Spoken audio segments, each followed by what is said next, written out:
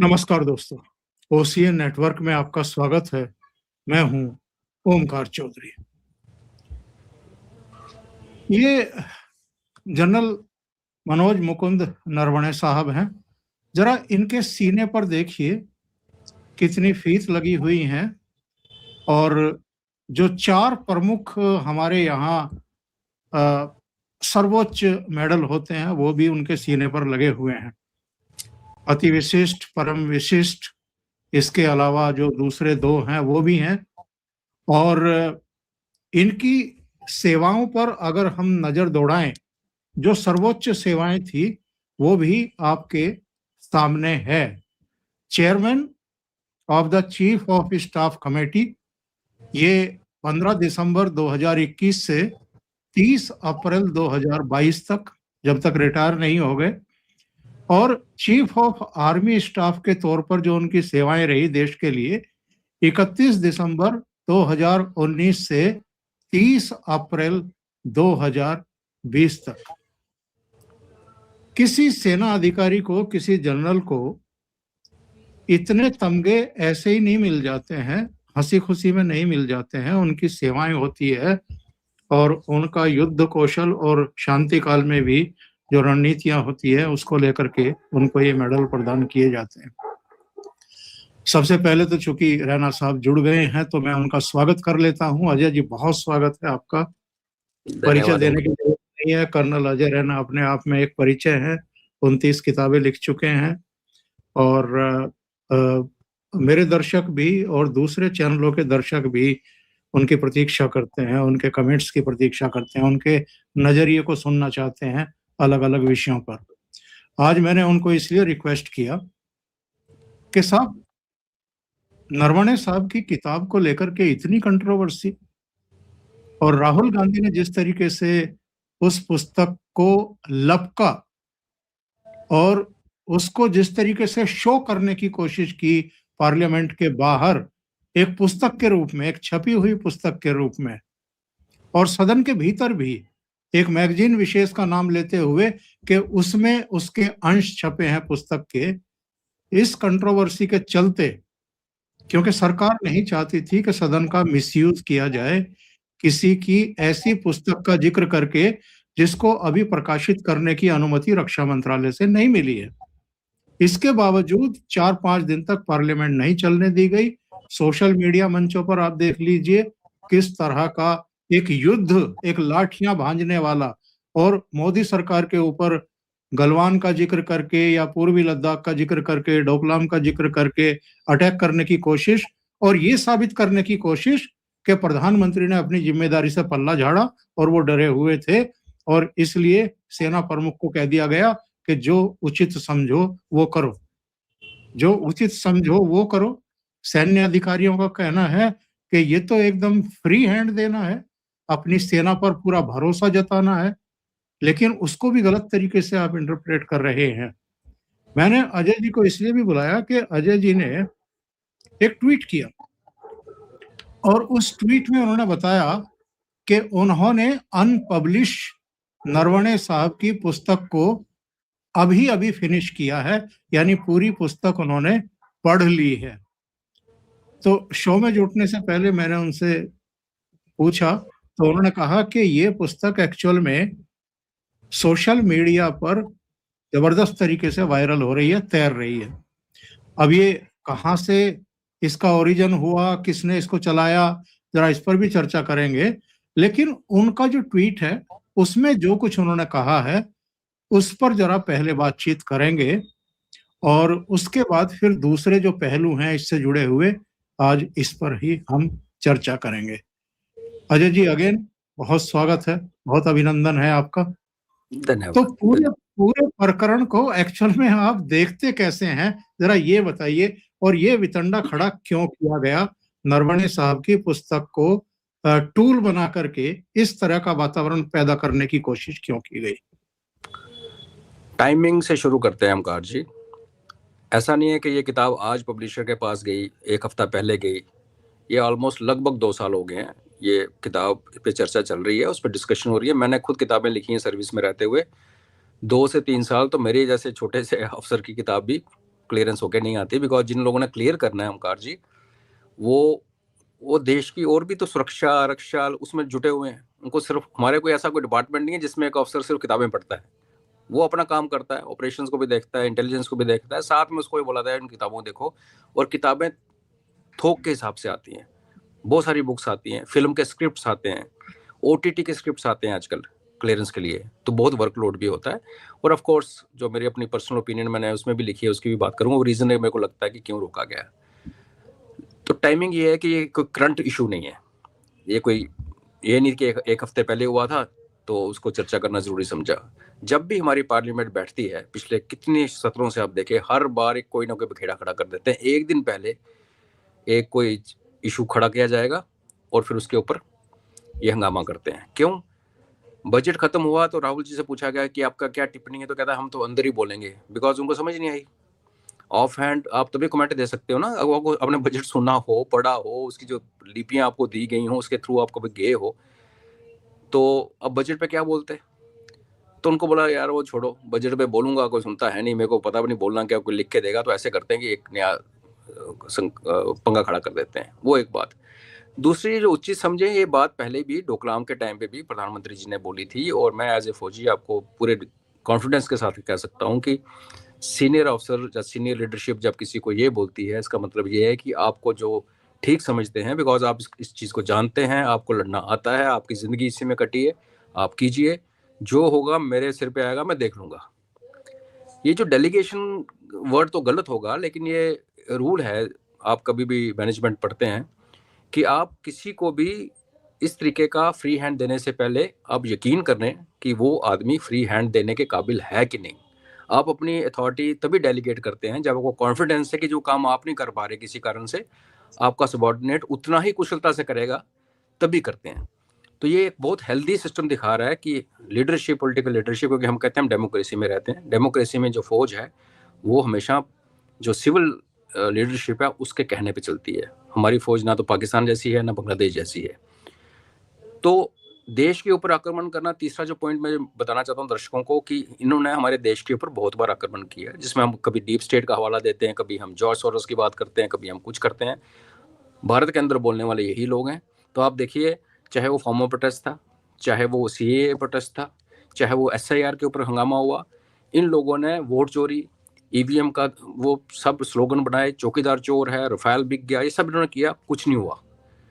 तो अब इन्होंने टारगेट किया है कि समय हाथ से निकलता जा रहा है, अब हम ऐसे करते हैं कि सरकार को घेरते हैं, उस इंस्टीट्यूशन के ऊपर अटैक करते हैं जिसके ऊपर दुनिया का हर भारतीय गर्व करता है। आप किसी भी आइडियोलॉजी से हों, आप भाजपा आइडियोलॉजी वाले हैं, आप INDA वाली आइडियोलॉजी से जिस भी हों, जब फौज के ऊपर बात आती है, दिलो दिल आपको पता है, घर के अंदर जब आप अपने बच्चों के साथ बैठ के खाना खाने बैठते हो तो आपको पता है कि आप सुरक्षित बैठ के खाना खा रहे हो, बिकॉज कोई बंदा खड़ा है बॉर्डर के ऊपर रात के 12 बजे भी।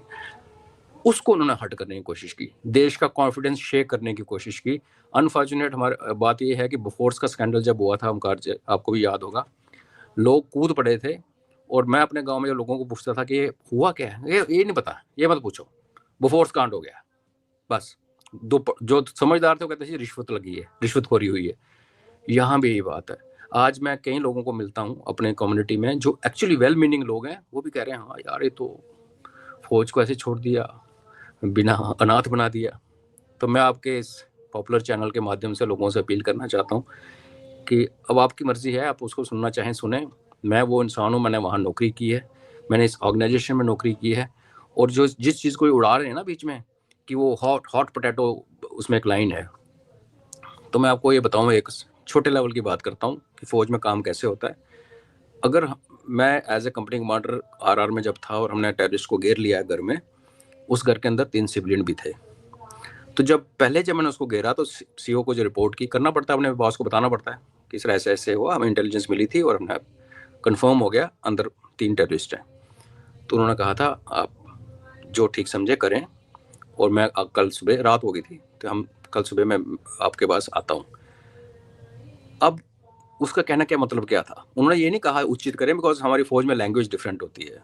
उन्होंने शायद बोला होगा carry on, do what you want, और kill them, kill the bastard, और जो भी बोला होगा, जैसे हमारा अपनी कम्युनिकेशन स्टाइल है। अब मैं ग्राउंड पे हूँ, मेरे को आदेश मिल चुका कि जो करना कर, और इस आदेश को और कोई आदेश मेरे को एक्सपेक्टेड ही नहीं था। अगर आरआर राष्ट्रीय राइफल में नौकरी कर रहा हूँ, हथियार लेके जंगल में घूम रहा हूँ और सामने टेररिस्ट पकड़े गए हैं, घर के अंदर घेर लिए गए हैं, तो मेरा नेक्स्ट एक्शन मुझे पहले ही पता है। मैंने तो ऐसे फॉर्मेलिटी के लिए उनको बताया। तो क्या मैं धुआंधार फायरिंग शुरू कर दी? उसमें 3 टेररिस्ट भी मरे और 3 सिविलियन भी मरे। तो अगले 12 घंटे ओमकार जी हमने उस ऑपरेशन में ये यकीन किया कि सिविलियंस को पहले बाहर निकालें। जिन टेररिस्टों को हम आधे घंटे में उड़ा सकते थे, हमें 2 दिन लगे।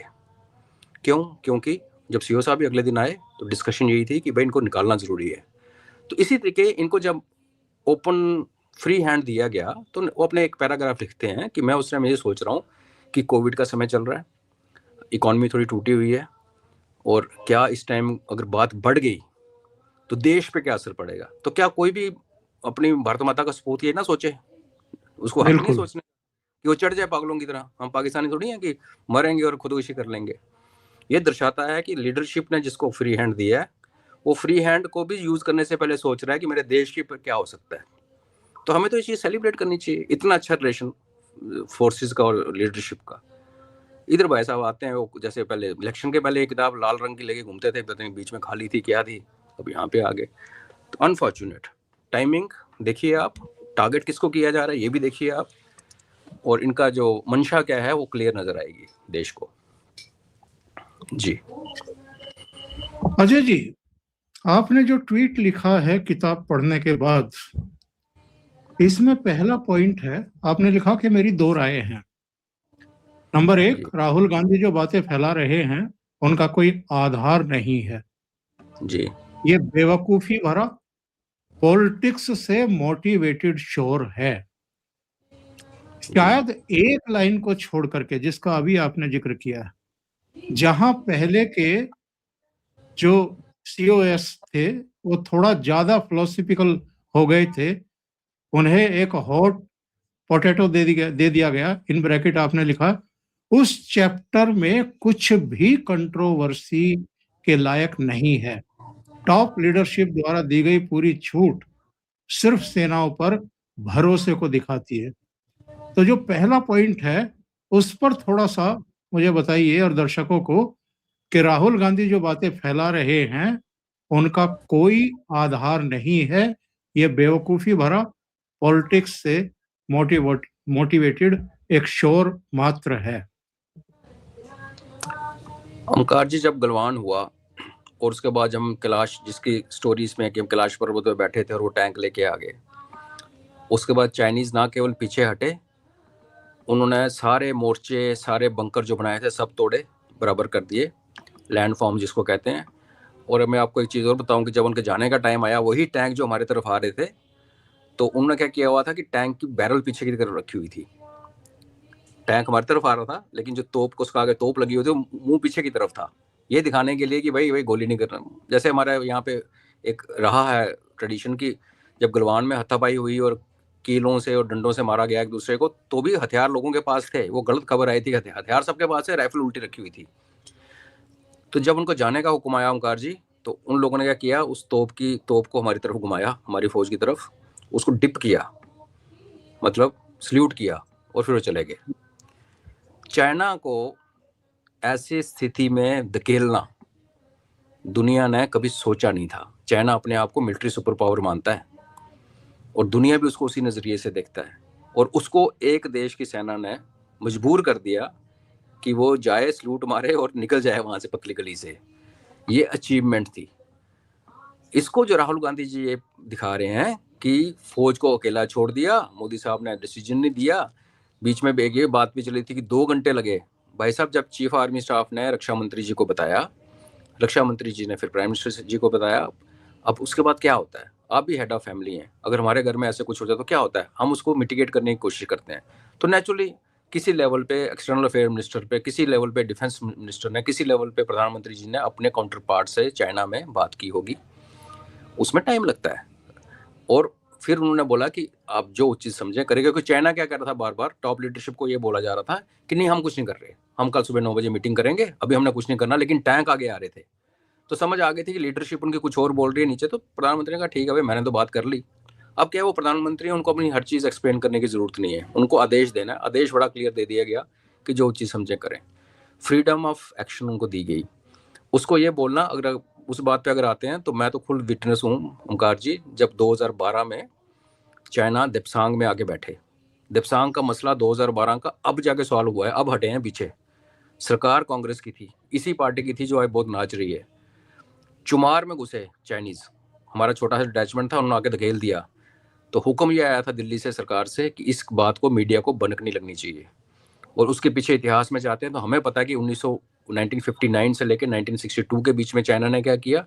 1950 से 1955 में जब उन्होंने हाईवे बना दिया सैचिन के अंदर से, तब क्या किया, सरकार किसकी थी? एयरफोर्स पायलट्स ने, इंटेलिजेंस ब्यूरो ने। अब शिव कुमार वर्मा जी हैं, बहुत फेमस ऑथर हैं, आप उनकी किताब पढ़ेंगे, युद्ध जो कभी था नहीं, इंग्लिश में उसका 1962 वॉर दैट वाजंट। उसमें क्लियर दिखाया गया कि दिल्ली को, और तो और जो हमारा बीजिंग में बैठा हुआ था डिप्लोमेट, जो हमारा एम्बेसडर, उसने भी बोला कि भैया सैचिन के अंदर कुछ हो रहा है, सड़क बन रही है। और हमारी सरकार बोलती रही हिंदी चीनी भाई भाई। ये उस लेगेसी के लोग हैं जो आके उस चीज को चैलेंज कर रहे हैं जहां पे चाइनीज नतमस्तक होके वहां से निकले, जो दुनिया ने सोचा नहीं था। हमें ना अपना ओमकार जी देश का, हमारे देशवासियों को समझना चाहिए, सिंदूर जब हुआ तो पूरी दुनिया के कॉलेजेस में, मिलिट्री कॉलेजेस में अब सिंदूर पढ़ाया जा रहा है कि यार ऐसे भी लड़ाई हो सकती है कि अपनी मर्जी से स्टार्ट करो, अपनी मर्जी से बंद करो। रशिया से तो बंद हुई नहीं यूक्रेन में। अमेरिका क्यों हिचकिचा रहा है ईरान से लड़ने के लिए कि शुरू तो मैं कर दूंगा, अंत कहाँ होगा पता नहीं। और हम देखो कि न्यूक्लियर पावर सामने बैठी है, कोई नॉर्मल बात नहीं है। वेनेजुएला नहीं था, पाकिस्तान था, न्यूक से उसके पास, पागल देश है। हमने शुरू किया बर्बादी, तो हमें सेलिब्रेट करना चाहिए इन तभी मैंने इसको बोला स्टूपिड पॉलिटिकली मोटिवेटेड शोर है ये, इसलिए मैंने लिखा जी। अजय जी, एक बार शायद 2011 की बात है, तब के रक्षा मंत्री एंटनी साहब ने सदन में एक सवाल का जवाब देते हुए कहा कि हम इसलिए अपनी तरफ इंफ्रास्ट्रक्चर नहीं बना रहे, रोड्स और दूसरी चीजें नहीं बना रहे कि कहीं आकर के चीन उस पर कब्जा करके और उसका यूज ना करना शुरू कर दे। और ये भी कहा गया, ऑफ द रिकॉर्ड ये भी कहा गया कि अगर हम ऐसा करेंगे तो कहीं चीन नाराज ना हो जाए हमसे, ये बातें भी कही गई। तो मैं आपने जो बात कही है, एक ऐसे प्रधानमंत्री के ऊपर इस तरह की गैर जिम्मेदाराना टिप्पणी करना, जिन्होंने पहलगाम के बाद 4 दिन में पाकिस्तान को घुटनों पर ला दिया, उनके एयरबेस तबाह कर दिए, उनके कई विमान गिरा दिए, आतंकी ठिकाने गिरा दिए, उस पर यह आरोप लगाना, और एक ऐसे प्रधानमंत्री जो हर दिवाली कहीं ना कहीं अपनी सेना के जवानों के साथ मनाते हैं, तो ये एक सेना और प्रधानमंत्री के बीच में भी कुछ क्रिएट करने की साजिश थी।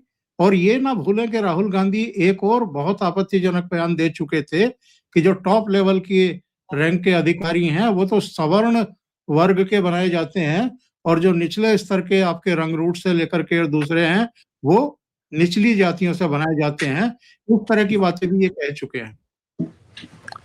जी बिल्कुल, बड़ा अनफॉर्चुनेट सच आपने जो इसको समराइज किया, ये बड़ा अनफॉर्चुनेट सच है, क्योंकि ये जो आपने एंथनी साहब के जिक्र किया, मैं आपको एक चीज बताऊं, डीबीओ का नाम आप सबने सुना है, दौलत बेगोल्डी, जो कि कराकोरम पास के कुछ शैडो में है हमारी तरफ। तो वहां पे और जो रेशम रूट को भी जोड़ता है, रेशम रूट को भी जोड़ता है वो। हाँ जी, अच्छा, वो भी बड़े मजे की बात है ओंकार जी। अभी प्रूव हुआ है कि ये जो सिल्क रूट नाम की चीज थी नहीं ये भी नैरेटिव है, ये भी नैरेटिव है कि ये जो चाइना क्लेम करता है ना, उसके कहीं अवशेष, हड़प्पा कल्चर के अवशेष मिल गए, उसका कोई पेवमेंट, कोई रास्ता कुछ नहीं मिला, कुछ नहीं मिला। तो एनीवे चलो, वो तो डिफरेंट इशू है। तो डीबीओ में क्या हुआ था, 62 में हमारी हवाई पट्टी थी, 62 में हमारी लड़ाई हुई, 65 में सरकार ने बंद करने के आदेश दिए उसको, और 2008 तक ओमकार जी वो डीबीओ पे जहाज ने लैंड किया। और यही रीजन था कि चाइना नाराज हो जाएगा। और जब 2008 में जब हमारे आर्मी एयरफोर्स चीफ थे, उन्होंने बिना सरकार को हुक्म लिए उन्होंने वहां पे लैंड किया। ये जो बोल रहे हैं ना, 71 में जनरल सगत सिंह ना होते तो बांग्लादेश ना बनता। उनको हुक्म था कि मेघना रिवर के इधर मत आना, कि ईस्ट पाकिस्तान को तो पूरा नहीं तोड़ना है। वो तो जनरल साहब थे कि हिम्मत दिखाई और आगे। सिमिलरली 2008 में एयर चीफ ने कहा ऐसी की तैसी, ये हमारे स्ट्रेटजिक इंपॉर्टेंस की जगह है, लैंड करो। तो कांग्रेस वाले इतने उछले थे उस टाइम कि ये कैसे हो गया। बाकी ये तो है कि आज हमारी जो स्ट्रेंथ है ना, वो ये है कि हमारी फौज सिविल लीडरशिप के बिल्कुल साथ चलती है, सिविल लीडरशिप भी फौज की सुनती है। ये वो ज़माना नहीं है कि आप देखें 71 में भी मानिक शाह जी ने जब बात रखी थी कि हम अटैक जो बांग्लादेश में करेंगे, हम मानसून के बाद करेंगे, तो उस टाइम भी सुना था और आज भी सुना। तो हमें वो भी, उनको ये भी देना चाहिए, ये नहीं है कि सब गलत था। इंदिरा गांधी जी ने उस दिन सुना और बांग्लादेश हुआ, वो भी सच है। तो ये जो फ्रिक्शन पैदा करने की कोशिश की जा रही है, और सबसे अनफॉर्चुनेट चीज़ जो आप ये कह रहे हैं कि स्वर्ण जाति और दूसरी जातियों की बात कीजिए, इससे ज़्यादा अफसोसनाक, शर्मनाक बयान नहीं हो सकता। ये देश के टुकड़े करने में लगे हैं। मेरी आप बात लिख के रखिए, अगर ये लोग रहेंगे यहाँ पे इस मानसिकता वाले, तो देश को तोड़ने का इन्होंने कोई भी चांस खोना नहीं है। तो हमें समझ होनी चाहिए। बाकी देखते हैं, अभी FIR हुई है। आपने एक अनपब्लिश्ड किताब जिसके ऊपर जो सोशल मीडिया पे भी घूम रही है, उस पर भी पेंगुइन का वो लगा हुआ है, वाटरमार्क। तो निकली तो पेंगुइन से है, मुझे इसमें कोई शक नहीं है, क्योंकि पेंगुइन ने उसके ऊपर वाटरमार्क लगा रखा है अपना। और वहाँ से अब ये जो सर्कुलेट कर रही है, मैं उसकी बात कर रहा हूँ, कितनी सच है कितनी झूठ है आई डोंट नो। बट जब सरकार ने परमिशन नहीं दी, जनरल साहब खुद बोल चुके हैं कि भाई प्री ऑर्डर के लिए प्लेस हुई थी, लेकिन जब उसके रिलीज का टाइम आया उससे पहले उसको रोक दिया गया। तो ये तो एक क्रिमिनल एक्टिविटी है कि आप एक ऐसी चीज़ को जिसको सरकार ने रोका हुआ है, आप उसकी पब्लिश्ड कॉपी, प्रिंटेड कॉपी करना चाहिए। प्री ऑर्डर लिया मतलब पब्लिशर ने तो पब्लिश कर ली होंगी किताबें, प्रिंट करके रखी होंगी। मैं भी इसी इंडस्ट्री से हूँ। प्री ऑर्डर मतलब 7-8 दिन, 10 दिन पहले, 1 महीना पहले आप लोगों को बोलते हैं भाई प्री बुक कर लो, आपको हम थोड़ा डिस्काउंट दे देंगे, सिग्नेचर होंगे जनरल साहब के किताब के ऊपर। तो ये तो अंडरस्टूड है कि किताब पब्लिश हुई होगी, मार्केट में नहीं आई, स्टोर में पड़ी होगी। वहाँ से किसने इनको कॉपी पकड़ाई और कौन है जिसने सोशल मीडिया के ऊपर इसको सर्कुलेट किया है, ये देखना पड़ेगा। और जो आप आर्टिकल की बात कर रहे थे शुरू में कार्बन मैगजीन में, तो वो जो हमारे पत्रकार जी हैं वो भी एक्स फौजी हैं, उनका रिकॉर्ड है। हमारे यहाँ एक और हैं जो एक पत्रिका निकालते हैं, वो चाइना पाकिस्तान को ऑपरेशन सिंदूर से पहले कह रहे थे कि भारत में औकात ही नहीं है कि चाइना पाकिस्तान के ऊपर अटैक कर सके।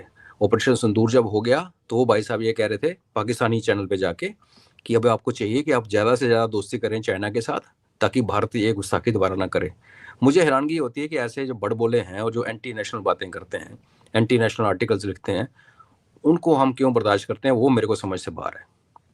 फ्रीडम ऑफ एक्सप्रेशन ठीक है, ये तो सेडिशन है जी। बहुत महत्वपूर्ण बात आपने कही है।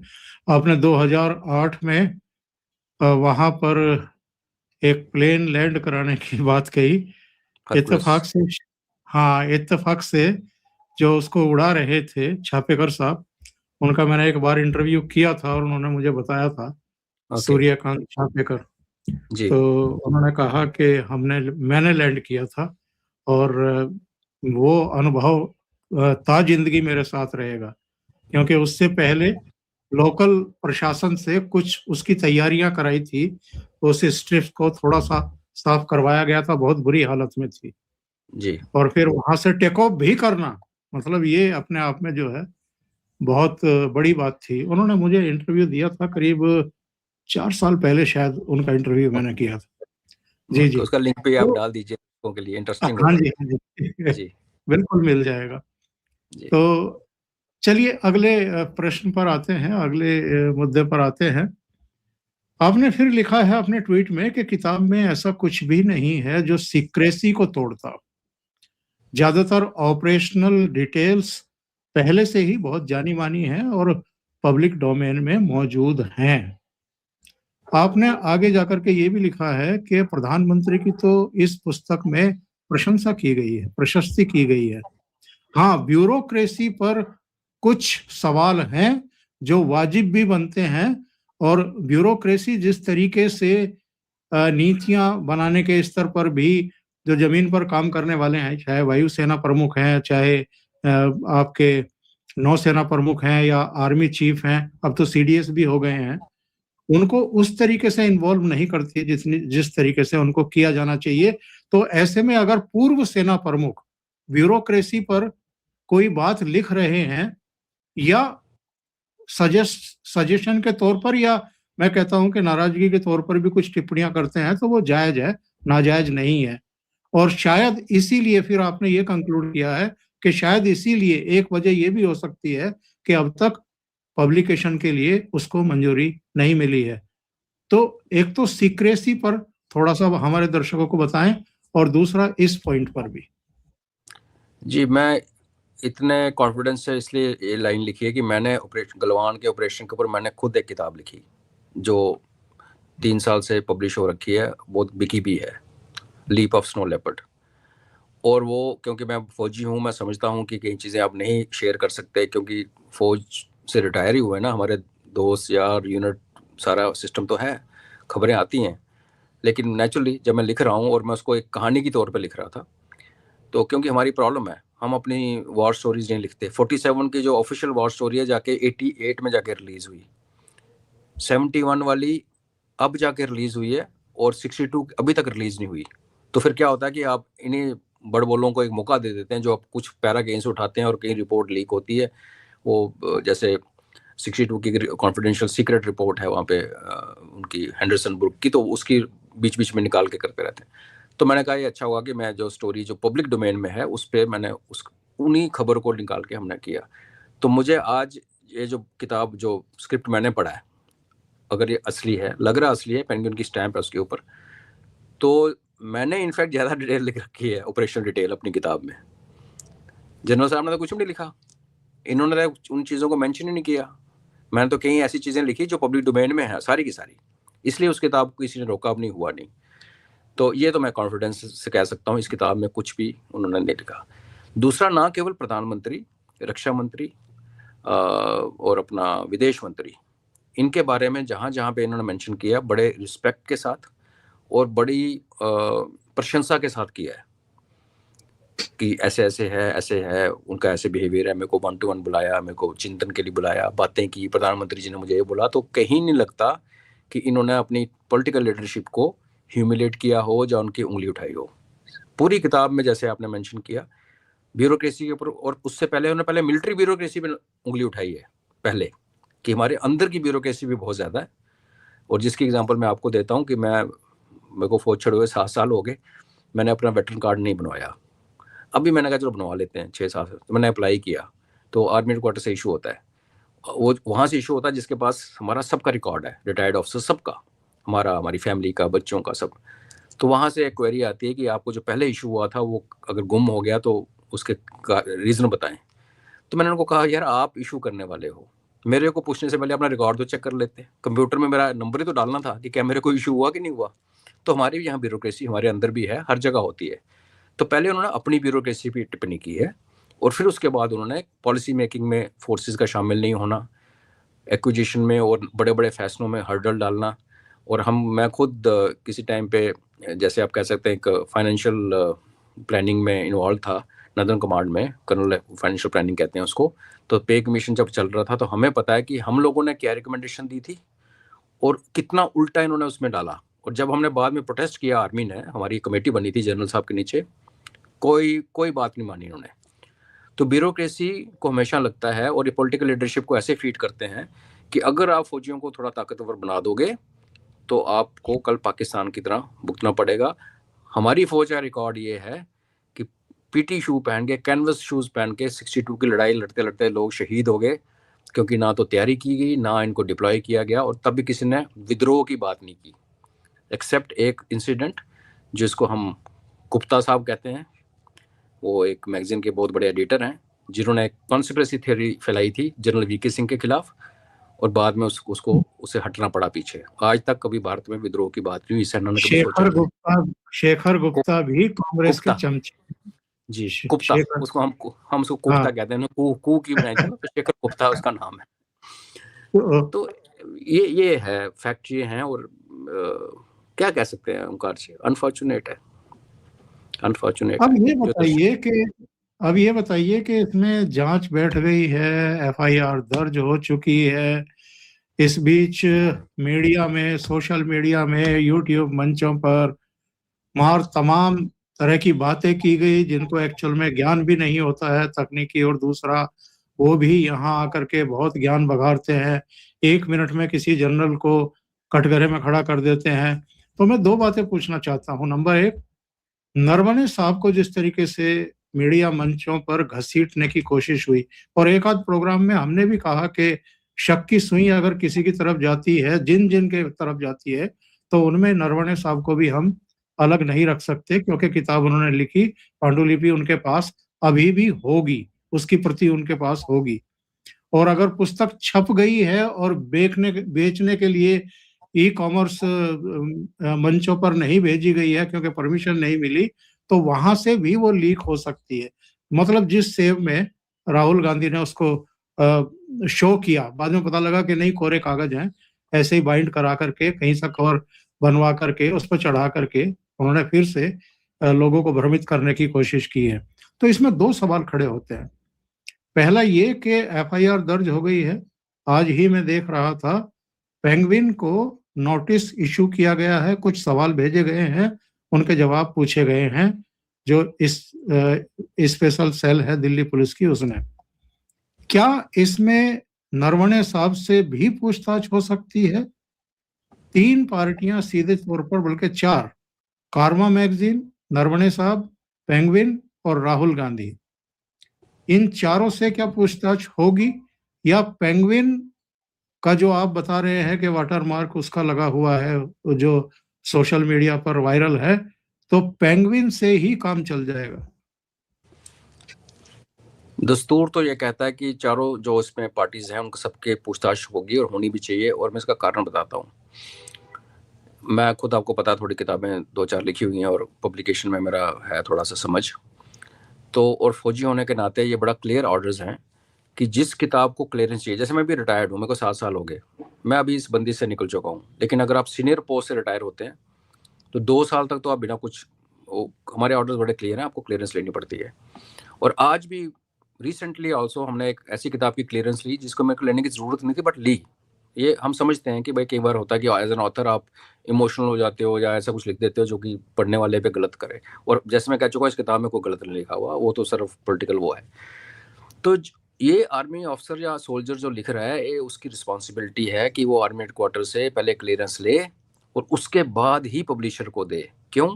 अगर पब्लिशर को अगर किताब दे दी पहले पेंडिंग की आ जाएगा अप्रूवल, तो पब्लिशर उस किताब को एडिटर के पास भेजेगा, वो प्रूफ रीडर के पास भेजेगा, वो डिजाइनर के पास भेजेगा।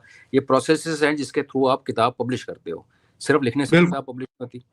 तो 4 लोग डिजाइन भी उसको की होते हैं, जाती है, डिजाइन डिजाइन भी भी होती की है, जाती फॉर्मेटिंग होती है, प्रूफ रीडिंग होती है 2 बार, एडिटिंग होती है 2 बार।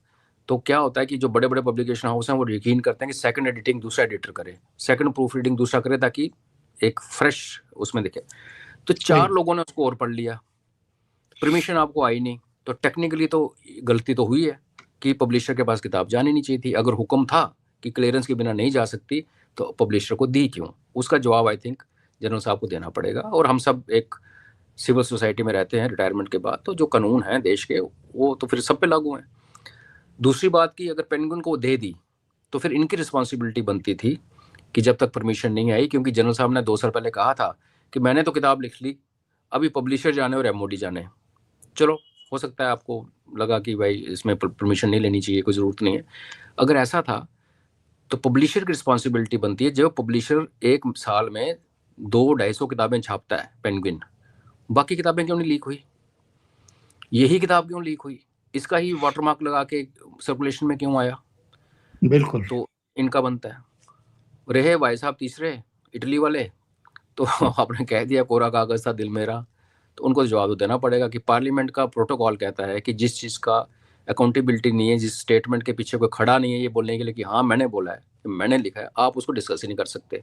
ये अनक्लेम्ड ऑब्जेक्ट है जो सड़क पे गिरा हुआ है, तो आप ये जब तक उसको मालिक ना बने तो पुलिस स्टेशन उसको अपने वो कमरे में लॉकअप में बंद कर देती है कि किसका जो आएगा देखेंगे। और जो चौथे वाले कैरवान वाली कहानी में आपको बताना चाहूँ, कैरवान ने एक बार नहीं बहुत बार हमारे देश की उन चीज़ों पे कमेंट्री की है जिन पे उनको नहीं करना चाहिए और गलत तरीके से बिहेव किया है। यही जो हॉट पोटैटो की बात हो जाए, जो उचित समझे ये बात, इसको आप 4 तरीके से इंटरप्रेट कर सकते हो, क्योंकि जिनको आप ये आर्टिकल बेच रहे हो, पढ़ा रहे हो, उन्होंने किताब तो पढ़ी नहीं। हमारे एक और चिलानी साहब भी लग पड़े आज, उन्होंने भी अब एक लंबा चौड़ा घुमा व्हाट्स के ऊपर, उनकी भी रेपुटेशन सबको पता है। तो ये चारों को तो मेरे को पूछोगे तो इनसे सवाल पूछे जाने चाहिए। एक हमारे बहुत बड़े चट्टूकार पत्रकार है, उन्होंने तो ट्विटर पे लिखा कि मेरे को भी बुला लो केस में, मेरे पे भी एफआईआर करो कि मैंने किताब कैसे, वो स्क्रिप्ट कैसे पढ़ लिया। तो ठीक है, मेरे को भी बुला लो। तो होना चाहिए। अब क्या होगा कहना मुश्किल है, बट चारों को पूछताछ तो होगी। चाहे वो नेचुरली उनको आप एक गुंडे की तरह तो नहीं ट्रीट करोगे ना। जनरल साहब से बात होगी तो शायद उनके घर में स्टेटमेंट लिया जाए या उनको रिस्पेक्टफुली, वो ठीक है, प्रोटोकॉल की बात है। ये मेरा मानना है, बाकी देखते हैं जी। बहुत महत्वपूर्ण मुद्दे पर आपने बहुत, मुझे लगता है कि दर्शकों को भी ये सब सुन करके, और जो रैना साहब ने किताब पढ़ी है और उसको अब खुल करके बताया है, तो आपकी भी समझ में आया होगा कि उसको टूल बना करके, किताब को, नरवणे साहब को टूल बना करके, एक अजीबोगरीब स्थिति में प्रधानमंत्री नरेंद्र मोदी और सेना के बीच जो विश्वास के रिलेशन है, उन पर भी आघात करने की कोशिश हुई है। एक रिटायर्ड जनरल को, जिनकी सेवाएं रही देश के लिए, उनको कंट्रोवर्सी में उलझाने की कोशिश की है। अब ये जांच से पता लगेगा गलती किसके स्तर पर हुई है, कैसे हुई है, और जिन्होंने भी ये हरकत की है उन पर भी शिकंजा कसा जाएगा, ऐसी हम उम्मीद करते हैं। क्योंकि कई बार होता है कि एफआईआर भी दर्ज हो जाती है, जांच भी होती है, लेकिन बाद में जो है उसको ठंडे बस्ते में डाल दिया जाता है।